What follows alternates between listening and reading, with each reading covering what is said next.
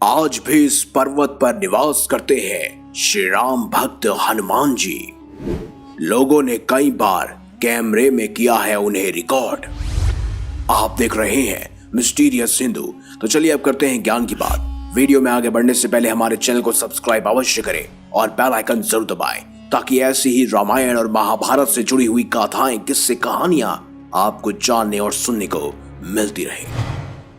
मर्यादा पुरुषोत्तम भगवान श्री राम के परम भक्त बजरंगबली, जो स्वयं एक चिरंजीवी हैं और उन्हें चिरंजीवी रहने का वरदान मिला है।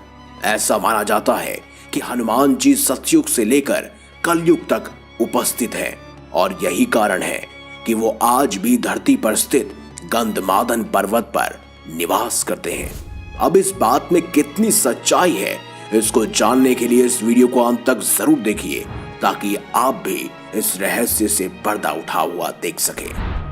पुराणों की माने तो प्रभु राम तथा देवी माता सीता ने पवन पुत्र बजरंगबली को कलयुग में अधर्म के नाश और धर्म को फैलाने के लिए अमरत्व का वरदान दिया था।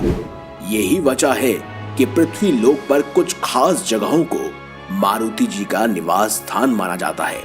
उन्हीं में से एक है गंधमादन पर्वत। आपको बता दें कि हिमालय के कैलाश पर्वत के उत्तर दिशा में स्थित एक जगह है जो गंधमादन पर्वत के नाम से जानी जाती है। फिलहाल ये क्षेत्र तिब्बत में आता है। यहाँ पहुँचने के 3 रास्ते हैं। पहले नेपाल के रास्ते हुए मानसरोवर के आगे जा सकते हैं, दूसरा भूटान के पहाड़ी क्षेत्र से है और तीसरा मार्ग अरुणाचल प्रदेश में होता हुआ जाता है। कई पुराणों में, धर्म ग्रंथों में इस बात की पुष्टि हुई है कि गंधमादन पर्वत ही बजरंगबली का निवास स्थान है। श्रीमद् भागवत गीता में तो इस पर्वत के बारे में विस्तार से बताया गया है। वेद व्यास रचित महाभारत में भी इस पर्वत का उल्लेख मिलता है, जिसमें पांडवों और पवन पुत्र हनुमान जी की भेंट के बारे में जानकारी दी गई है। आखिर पवन पुत्र हनुमान जी ने पूरी धरती पर सिर्फ और सिर्फ गंधमादन पर्वत को ही अपना स्थान क्यों चुना? तो इस बात का जवाब हमें श्रीमद् भागवत पुराण में मिलता है। अगर इस ग्रंथ की माने तो भगवान राम धरती से वैकुंठ को प्रस्थान कर रहे थे, तभी प्रभु ने हनुमान जी को धरती पे ही रहने का आदेश दिया और अपने प्रभु की इच्छा अनुसार पवन पुत्र बजरंगबली ने ऐश्वर्य शक्ति से युक्त गंधमादन पर्वत को अपना निवास स्थान चुना। वहां अपने अज्ञातवास के समय सभी पांडव हेमवत पार करके गंधमादन पर्वत के पास पहुंचे थे। कुंती पुत्र भीम ब्रह्म कमल लेने के लिए इस पर्वत पे आए थे, जहां उन्होंने हनुमान जी को लेटे हुए देखा। भीम ने बजरंगबली को हटने के लिए कहा, लेकिन अंजनी पुत्र वहां से नहीं हटे। उन्होंने उल्टा भीम से ही उनके चरण पीछे करने के लिए कहा। बलशाली होने के बावजूद भीम हनुमान जी को नहीं हटा सके और इस तरह कुंती पुत्र भीम का अहंकार चूर चूर हो गया और ऐसा माना जाता है कि भीम ने अपने क्रोध को यही हराया था। कैलाश की उत्तर दिशा के अलावा दक्षिण के रामेश्वर में भी एक गंधमादन पर्वत है। इस जगह से मारुति जी ने समुद्र पार कर लंका पहुंचने के लिए छलांग लगाई थी। वहीं इंद्रलोक में जाते समय अर्जुन को हेमवंत और गंधमादन को पार करते हुए बताया गया है। गंधमादन अपने आप में ही बहुत खास है। पहले ये कुबेर के राज्य क्षेत्र में था। स्वर्ण नगरी लंका को खो देने के बाद धन के देवता कुबेर ने गंधमादन पर्वत पर ही निवास किया। यहाँ बजरंगबली से पहले भी कई महापुरुष रह चुके हैं। ये वही स्थान है जहाँ महर्षि कश्यप, कृपाचार्य, अश्वत्थामा, ऋषि व्यास, विभीषण, बाली और परशुराम जी ने तप किया था।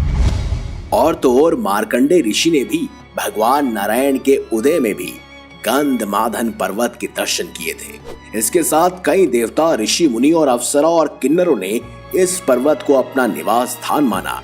ये सब वहां निर्भीक होकर विचरण करते हैं। अब ये भी जान लेते हैं कि गंधमादन पर्वत का नाम आखिर कैसे पड़ा। इसके पीछे एक रोचक कथा है। धर्म ग्रंथों के अनुसार इस पर्वत पर कई तरह की जड़ी बूटियां और वनस्पति हैं, जिससे ये पूरा वन सुगंधित रहता है। इसी के चलते इस पर्वत का नाम गंधमादन रखा गया। समेरु पर्वत के चारों तरफ में इसे गंधजन पर्वत के नाम से जाना जाता है। आपको बता दें कि गंधमादन पर्वत के शिखर पर किसी भी वाहन से नहीं पहुंचा जा सका है और तो और इस पर्वत पर कोई भी बुरी आत्मा नहीं पहुंच सकती, क्योंकि पापियों का यहाँ रहने वाले विशाल सर्प कीड़े मकोड़े डस लेते हैं। इतना ही नहीं, गंधमादन के पास बहुत सी छोटी स्वर्ण मणि और मोतियां भी चमकती हैं। इस पर्वत पर मानव जीवन की अवधि 11,000 वर्ष बताई गई है। यह विशाल पर्वत शिखर अमृत और अक्षय आनंद भूति का अस्तित्व है। और गंधमादन पर्वत पर एक भव्य मंदिर भी बना हुआ है, जिसमें बजरंगबली के साथ साथ प्रभु श्री राम आदि की मूर्तियां भी विराजित है। कहते हैं इस पर्वत पर मर्यादा पुरुषोत्तम भगवान श्री राम अपनी वानर सेना के साथ बैठकर युद्ध की योजनाएं बनाया करते थे, और उसी के अनुसार इस पर्वत पर राम जी के पैरों के निशान आज भी मिलते हैं। तो आशा है आपको हमारी ये खास जानकारी जो हनुमान जी और गंधमादन पर्वत से जुड़ी हुई है बेहद रोचक और अच्छी लगी होगी। इसीलिए कमेंट बॉक्स में जय श्री राम, जय श्री बजरंगबली अवश्य लिखिएगा।